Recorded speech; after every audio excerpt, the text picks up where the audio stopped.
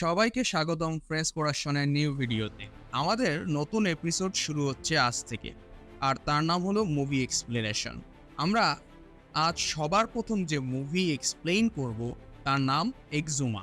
এক্সুমা কোরিয়ায় সর্বোচ্চ আয় করা সিনেমা হরর থ্রিলার মুভিটি বিশ্বব্যাপী সাড়া ফেলেছে। কোরিয়ার জনসংখ্যার প্রায় 90 থেকে 95% মানুষই এই মুভিটি দেখেছে। চলুন তাহলে আর দেরি না করে আমরাও ভিডিওটি শুরু করি। এক্সুমা, যার অর্থ হলো কবর থেকে মানুষকে প্রতিস্থাপন করা, অর্থাৎ কোনো কবর দেওয়ার পর তা আবার খনন করে আরেক জায়গায় কবর দেওয়াকেই এক্সুমা বলে। এই পুরো গল্পটা এগিয়ে চলেছে কাহিনীর উপর ভিত্তি করেই। চলুন তাহলে দেরি না করে মূল গল্পটি শুরু করি। গল্পের শুরুতে আমরা দুজন মানুষকে দেখতে পাই, যার মধ্যে একজন হলো হ্যারি অ্যান্ড বঙ্গিল। তারা দুজন হলো ওজা বা তান্ত্রিক, কোরিয়ান ভাষায় শিমেন্স, যারা প্লেনে করে লস অ্যাঞ্জেলস যাচ্ছিল। এয়ারপোর্টে বড়লোক পার্কের অ্যাকাউন্টেন্ট তাদের নিতে আসে। পার্ক হলো কোরিয়ান আমেরিকান বিজনেসম্যান। তার ফ্যামিলি অনেক বছর আগেই আমেরিকা চলে আসছে। পার্ক এর বাসায় না গিয়ে তাদের নিয়ে চলে আসে হসপিটালে, আর যেখানে তাদের সাথে পার্কের বইয়ের দেখা করিয়ে দেওয়া হয়। অ্যাকাউন্টেন্টকে পার্কের ওয়াইফ বলে এই লোকগুলো এখানে কেন এসেছে, যদিও সে সিমেন্স বা রিচুয়ালস এ বিশ্বাস করতো না। পরিস্থিতি এখন এমন এক জায়গায় চলে আসছে যে তার এই লোকগুলোর সাহায্য নিতেই হবে। আরিন তার ছেলেকে চেক করে, আর আমরা জানতে পারি পার্কের নবজাতক বাচ্চা এক অদ্ভুত রোগে আক্রান্ত, যা ঠিক হচ্ছিল না, যার জন্যই মূলত হারিনকে এখানে ডাকা হয়েছে। হারিন কিছু রিচুয়ালস করে জানতে পারে যে এই নবজাতক বাচ্চা তার পূর্বপুরুষের অভিশাপে অভিশপ্ত। এই নিয়ে বিস্তারিত কথা বলার জন্য হসপিটাল থেকে পার্কের বাসায় যায় তারা দুজন। পার্কের পরিবারের নবজাতক বাচ্চা অথবা জ্যৈষ্ঠ মানে বড় ছেলে বা বড় যারা, তারা বহু সময় ধরে এই সমস্যায় ভুগতেছেন।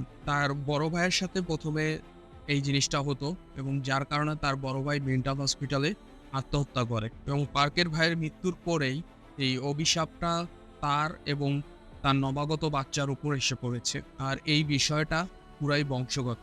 তাদের চোখ বন্ধ করলেই মনে হয় কেউ কষ্টে চিৎকার করছে, এবং রাতের বেলা অনেক ধরনের দুঃস্বপ্ন দেখে। আরিন তার সামানিজম এবং এই বাড়ির ফিংসুই দেখে বলে তাদের উপর মৃত ঠাকুরদার অভিশাপ রয়েছে, কারণ তাদের মৃত ঠাকুরদা কোনো কারণে কষ্টে রয়েছে অথবা প্রতারণার শিকার হয়েছে। পার্কের পরিবার কোরিয়ায় থাকলেও পরবর্তী সময় তারা আমেরিকা শিফট হয়ে যায়, কিন্তু পার্কের ঠাকুরদার কবর রয়েছে কোরিয়ায়। হারিম বলে এই অভিশাপ থেকে বাঁচার একটা উপায় আছে, কিন্তু সেই কাজটার জন্য তার দুইজন লোকের সাহায্য লাগবে, আর তারা দুজন হলো ডিওক ও জিয়ন। স্যান্ডিওক ও জিওক দুজনে একসাথে কাজ করে থাকে। তার হারেমের সাথে পরিচয় অনেক দিন আগের থেকে। হারেম তাদেরকে পুরো ব্যাপারটা খুলে বলে। পার্কের ঠাকুরদার অভিশাপের সম্ভাব্য কারণ, ওনাকে কোনো নিয়ম মেনে কবর দেওয়া হয় নাই। পার্কের ঠাকুরদাকে কবর দেওয়ার সাথে সাথে তারা আমেরিকা চলে আসে, যার ফলে মৃত্যুর পর যেই নিয়মগুলো রয়েছে সেগুলোও ঠিকভাবে পালন করা হয় না। তাই হয়তো তার মৃত ঠাকুরদা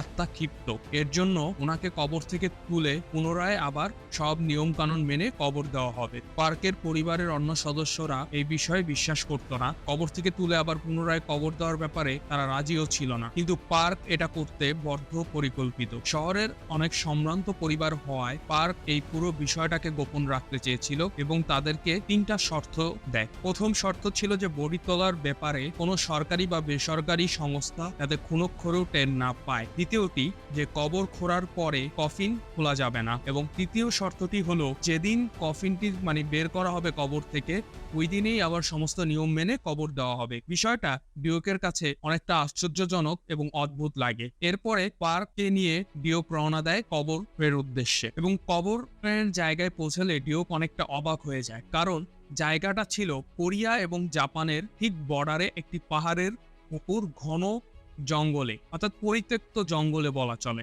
একজন সম্ভ্রান্ত পরিবারের কবর এমন এক জায়গায় হওয়ায় তাদের ভিতরে অনেকটা সন্দেহ যায়, কারণ তারা এর কোনো কারণ খুঁজে পাচ্ছিল না। সন্দেহটা আরো বাড়িয়ে দেয় যখন তারা দেখতে পায় ঠাকুরদার কবরের উপর একটি পাথর, এবং যেখানে নাম লেখা নাই, কিছু র্যান্ডম নাম্বার এবং কি একটা মন্ত্র লেখা ছিল। পার্কে এই বিষয়ে জিজ্ঞেস করলে পার্ক জানায় যে ঠাকুরদা কোরিয়ান জেনারেল ছিলেন, তাই তার সম্মানার্থে একজন কোরিয়ান মং কিউসি নাই তার কথা অনুযায়ী এই জায়গায় তাকে কবর দেওয়া হয়। আর ওই সময় কবরে চোরের উৎপাত ছিল অনেক, যে কারণে ঠাকুরদার কবর যতটা সাধারণভাবে করা যায় সেটাই তারা করেছিল। কিন্তু ডিওকের মনে ভয় এবং সন্দেহ দুইটাই বেড়ে চলেছে। ফেং শুই অনুযায়ী এই জায়গাটায় নেগেটিভ শক্তির প্রভাব অনেক বেশি। তার মধ্যে মৃত মানুষকে কবর খুঁড়ে উঠানো এমনিতেই অশুভ। তাছাড়া কবরের আশপাশে অনেক শিয়াল দেখা যায়, যার ফলে ডিওকের সন্দেহ আরো মাথাচাড়া দিয়ে ওঠে। সেদিন তারা ওখান থেকে হোটেলে ফিরে আসলে পার্ক জানায় তার এর আগেও 2টি সন্তান মিসক্যারেজ হয়েছে এবং অনেক কষ্টের ফলে তার এই সন্তান আসে এবং সে এই মৃত্যু যন্ত্রণায় ভুগতিছে।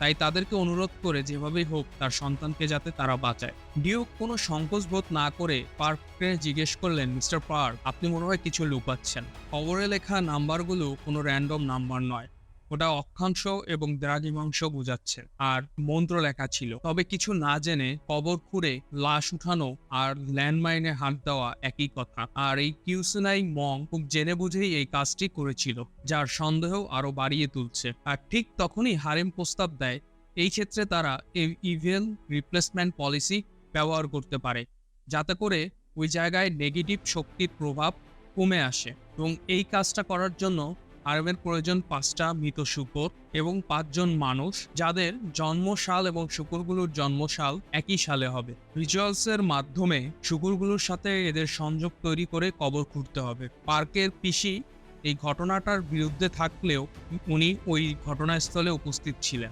অবশেষে শুরু হয় রিচুয়ালসের নিয়ম অনুযায়ী কবরের প্রথম 3টা আঘাত পার্কে দিয়ে করানো হয়। এরপরে ওই 5 জন কবর খুঁড়তে শুরু করলে হারেম প্রত্যেক কোপের সাথে শূকরগুলোর উপর ছুরি চালাচ্ছেন। এভাবে কিছুক্ষণ চলার পরে খুঁজে পায় সেই কফিন। দামি কাপড়ে পেঁচানো এক ভারী কফিন এবং নকশা করা কফিন ছিল, যা এক সময় সম্ভ্রান্ত পরিবারের বা রাজাদের জন্য ব্যবহার করা হতো।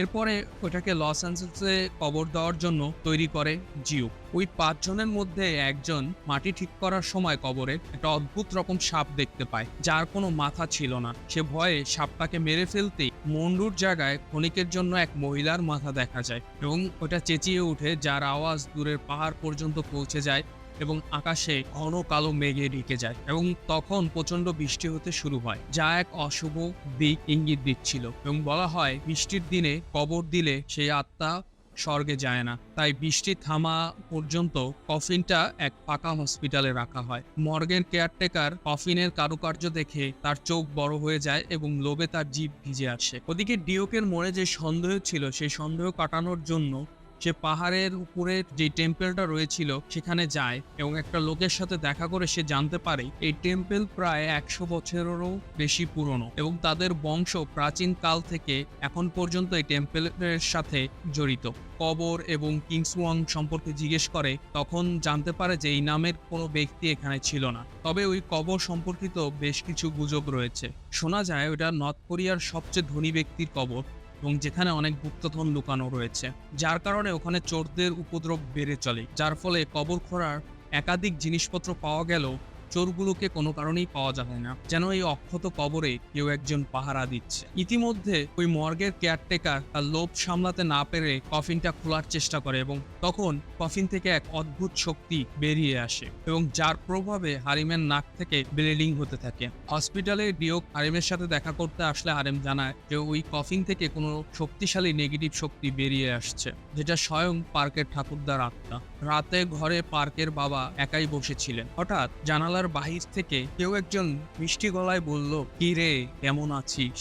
দরজা খোল, আমাকে কি আসতে দিবি না?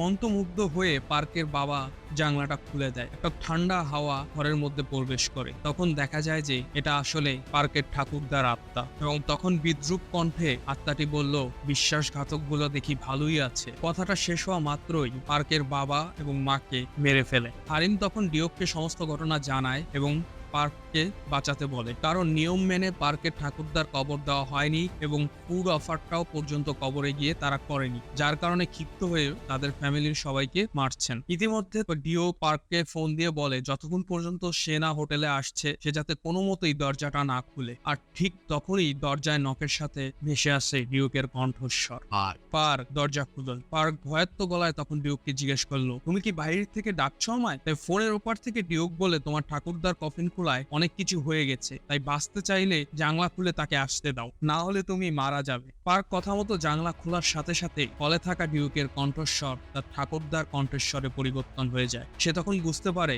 সে অনেক বড় একটা ভুল করে ফেলেছে। আসলে মিথোলজি অনুযায়ী আত্মা তখনই কাউকে পজেস করতে পারে যখন কেউ তাকে সদিচ্ছায় আহ্বান জানায়, আর পার্ক জানলা খুলে সেই কাজটি করে দেয়। ওইদিকে ডিওক দরজা ভেঙে ঢুকে দেখতে পারে পার্ক টেবিলের উপর প্যারটরত অবস্থায় দাঁড়িয়ে আছে। আর তখনই আমরা বুঝতে পারি যে পার্কের পরিবার কিভাবে এত ধনী হয়। 1894 সালে জাপানিজ সৈন্য কোরিয়ার সিউলে আক্রমণ করলে কোরিয়ান জেনারেল পার্কের ঠাকুরদা দেশদ্রোহী করে জাপানিজদের পক্ষ নিয়েছিল এবং অনেক টাকা ইনকাম করেছিল।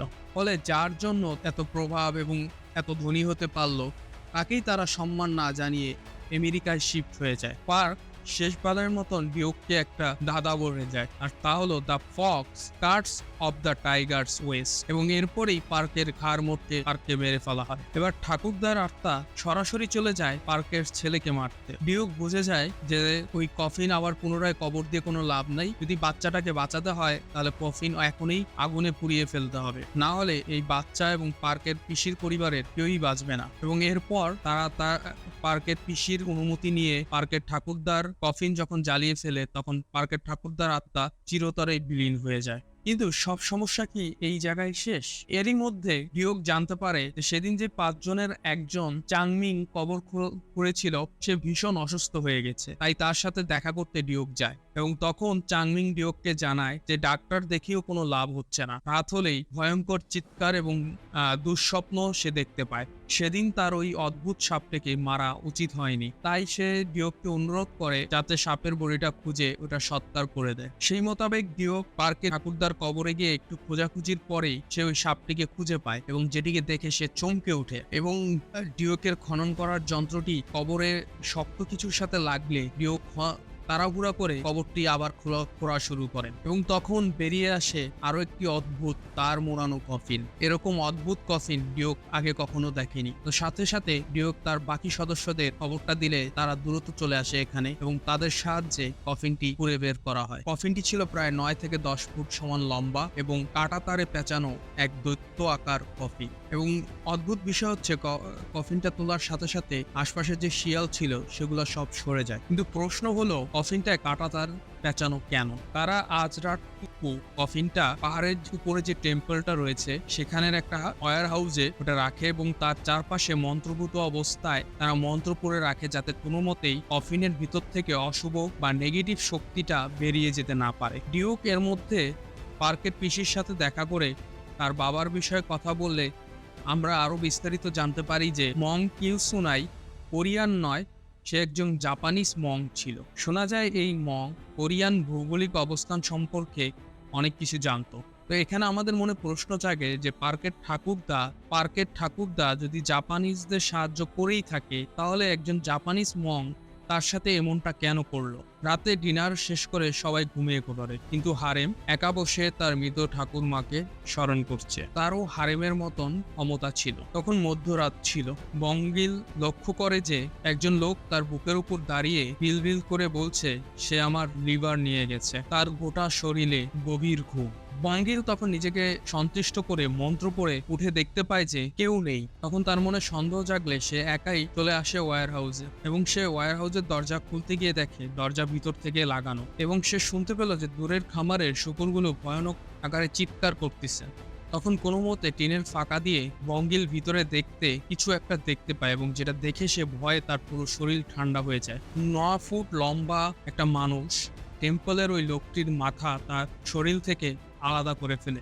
বঙ্গিল কোনো মতো ওখান থেকে দৌড়ে এসে হারিমকে ডাকলে হারিমের ঠাকুর মা তাকে বাধা দিলেও সে ওখানে চলে যায়, এবং তারা দুজন ওয়্যার হাউসের দরজাটা খুলতেই তাদের দুজনের ভয়ে হাত পা ঠান্ডা হয়ে আসে, কারণ কফিনের উপরটা কেউ ভেঙে ছেড়েছে, এবং সাথে সাথে উপরের ছাউনিটাও দেখলো তারা ভাঙা। হারিম বংকে সবাইকে ঘুম থেকে তোলার জন্য পাঠায়, আর সেই জায়গায় তখন কফিনের মধ্যে একটা জাপানিজ সামুরাইয়ের হেলমেট খুঁজে পায়, এবং তখনই সে শুনতে পায় বাহিরে খালি পায়ের শব্দ। ঠিক ওই সময় এক লম্বা চড়া দৈত্য আকৃতির একটা লোক এসে তার সামনে দাঁড়ায়। তখন হারিমকে দৈত্য বলে, ভিতরে কে? মানুষ না খাবার জন্য কি এনেছিস? মাছ। হারিম তখন মাথা নিচু করে ভয় গলায় জবাব দিল, আমি মানুষ নয়, আপনার আজ্ঞাবহ দাস।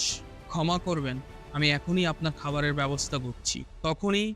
তখনই ওই দৈত্য হারেমকে ধাওয়া করে। বঙ্গিল হারেমকে বাঁচাতে ওই দৈত্যর শরীরে রড ঢুকিয়ে দিলে এবং এটা দিয়ে তার কিছুই করতে পারে না বঙ্গিল। আর এতক্ষণে ওই দৈত্যর অরিজিনাল রূপ দেখে হারিম এবং বঙ্গিল দুজনেই ভয়ে কেঁপে উঠে। এই দৈত্যর চোখ দুটি তুলে নেওয়া হয়েছে এবং পুরা মুখ ঝলসানো, এবং এই দৈত্য বঙ্গিলের মুখ চেপে ধরে এবং পেটের ভিতরে তার হাত ঢুকিয়ে দিতেই বঙ্গিল সাথে সাথে অজ্ঞান হয়ে যায়। এরপরে দৈত্য হারিমের দিকে যখন এগিয়ে আসে, হারিম তখন ভয়ে অনেকটা পিছিয়ে যায়। আর তখনই এই দৈত্য হঠাৎ থেমে যায়। সে দেখতে পায়, কারণ হারিম তখন একটা মঙের কাছাকাছি বসেছিল এবং এটা দেখে সে ওইটাকে শ্রদ্ধা জানায় এবং আগুনের গোল্লা হয়ে সে এখান থেকে উড়ে যায়। ওই সময় হারিম কিছু ভিজুয়াল দেখতে পায় এবং ওই আগুনের গোল্লাটা পার্কের ঠাকুরদার কবরের দিকে উড়ে যায়। পরের দিন সবাইকে হসপিটালে অ্যাডমিট করা হয় এবং বঙ্গিলের জ্ঞান ফিরে আসে, কিন্তু বঙ্গিলের অবস্থা খুবই আশঙ্কাজনক থাকে এবং বাকি দুজনের খুবই জ্বর। এবং ততক্ষণে এই খবর টিভিতে ছড়িয়ে পড়ে। টিভিতে বলতে থাকে যে জঙ্গলি ভাল্লুকের আক্রমণে এরকম ঘটেছে। হারিম ভীষণ চিন্তিত থাকে গতকালকের ঘটনা নিয়ে। ভূতের কোনো শরীর হয় না, তাদের ছায়াও পড়ে না, কিন্তু এই দৈত্য দুটো জিনিসই ছিল। অর্থাৎ এই দৈত্য হলো ওয়ানি, আর জাপানিজ মিথোলজি অনুযায়ী ওয়ানি হচ্ছে দৈত্য। এবং তখনই খবর আসে যে বঙ্গিলকে বড় হসপিটালে শিফট করতে হবে তার অস্ত্রোপচারের জন্য। পিওক এই ঘটনার পর সিদ্ধান্ত নেয় সবকিছু যখন তার জন্যই শুরু হয়েছে, তখন এই ঘটনার ইতি তাকেই টানতে হবে। ফলে সে একাই বেরিয়ে যায় ওই টেম্পেলের উদ্দেশ্যে এবং ওই টেম্পেলে রাখা পুরনো নথিপত্র এবং বই এগুলা সে ঘাটাঘাটি করে গবেষণা শুরু করে দেয়। এদিকে হারেমেও বুঝতে পারে যে বঙ্গিল ওই অনি বা দৈত্য দ্বারা পজেস হয়েছে। তখন হারেম তার দিদিকে ডেকে সাহায্য চেলে বঙ্গিল রহস্যজনক ভাবে হেসে বলে সে আসছে। এদিকে ডিও পার্কের ঠাকুরদার কবরের মাটি করা শুরু করে এবং দেখে যে অনি ওই দৈত্য ওইখানেই শুয়ে আছে।